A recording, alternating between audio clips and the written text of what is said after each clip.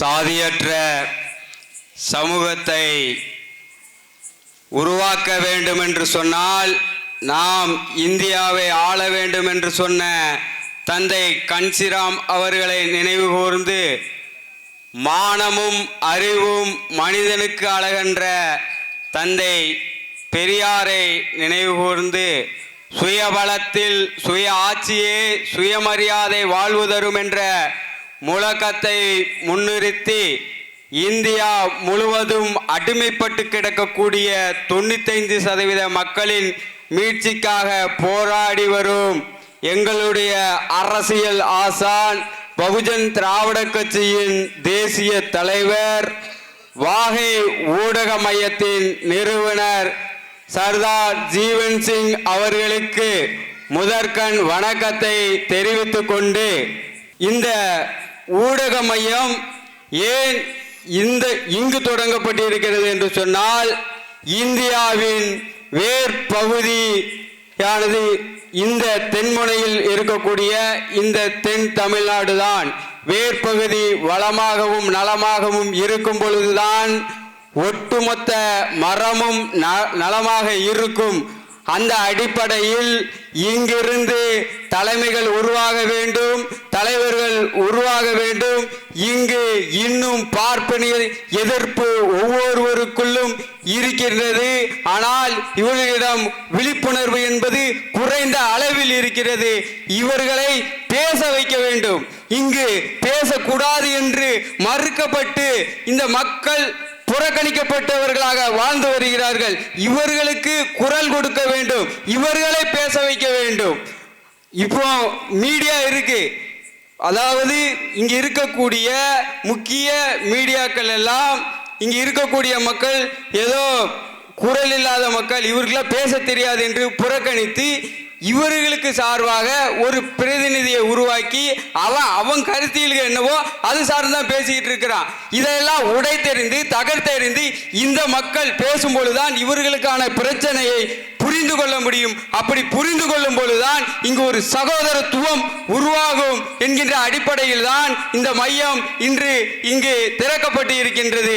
இது இங்கு நடுநிலை ஊடகம் என்று சொல்வார்கள். இங்கு சொல்லுகின்ற நடுநிலை ஊடகங்கள் எல்லாம் விபச்சாரம் தான் செய்து கொண்டு இருக்கின்றது. இங்கு நடுநிலை என்று ஒன்று கிடையாது. நடுநிலை என்பது ஒன்று கிடையாது. ஒரு கருத்து அது சார்ந்துதான் இயங்க வேண்டும், அதுதான் சரியாக இருக்கும். அந்த அடிப்படையில் இங்கு சில பேர் சொல்லுவாங்க, நாங்கள் நடுநிலையா இருக்கிறோம்.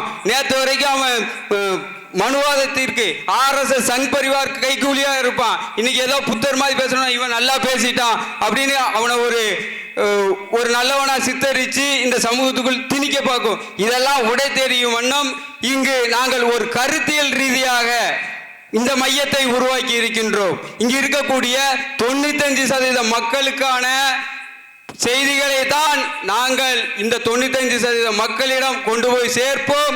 இவர்களை விழிப்புணர்வு பெற செய்வோம். இந்தியாவில் இன்று சார்லாம் பேசும்போது சொன்னார்கள் சாதி இளமையாக இருக்கின்றது என்று.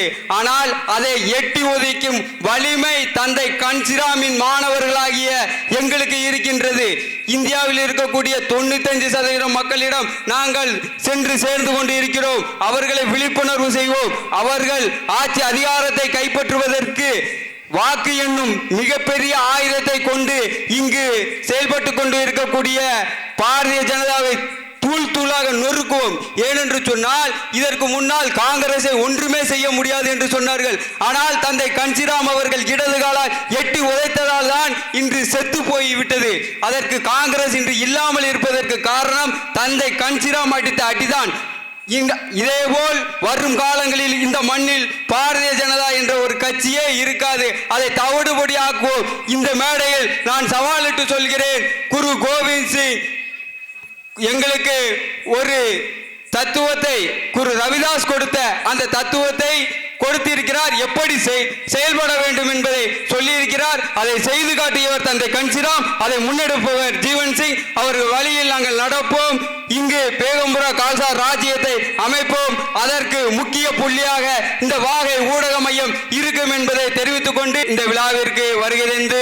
இவ்வளவு நேரம் சான்றோர்கள் ஆண்டோர்கள் ஆற்றிய உரையை நீங்கள் கவனித்து உள்வாங்கியதோடு மட்டுமல்ல, நாளை முதல் இதில் செயல்படும் கொடுப்பீர்கள் என்ற நம்பிக்கையில் உங்களுக்கும் நன்றியை தெரிவித்துக் கொண்டு இங்கு சிறப்பாக ஒளி அமைத்திருக்கக்கூடிய சகோதர சகோதரிகளுக்கும் எங்களுடைய வாகை ஊடக மையத்தின் வடிவமைப்பாளராக சிறந்து விளங்கிய ஐயா பிரான்சிஸ் அவர்களுக்கும் இந்த மற்றும் தெரிந்தும் தெரியாமலும் பல விதத்தில் எங்களுக்கு இந்த மையத்தை நிறுவுவதற்கு உறுதுணையாக இருந்த அத்தனை நல்லுள்ளங்களுக்கும் இனிமேலும் நாங்கள் எடுக்கக்கூடிய ஒவ்வொரு காரியங்களுக்கும் உறுதுணையாக இருக்கும் அத்துணை நபர்களுக்கும் நன்றியையும் வாழ்த்துக்களையும் தெரிவித்துக் கொண்டு வாகை ஊடக மையம் இந்தியா பாராளுமன்றத்தை வாகை சூடும் பொழுது ஓங்கி ஒலிக்கும் என்பதை தெரிவித்துக் கொண்டு உங்களிடமிருந்து விடைபெறுகிறேன். நன்றி, வணக்கம்.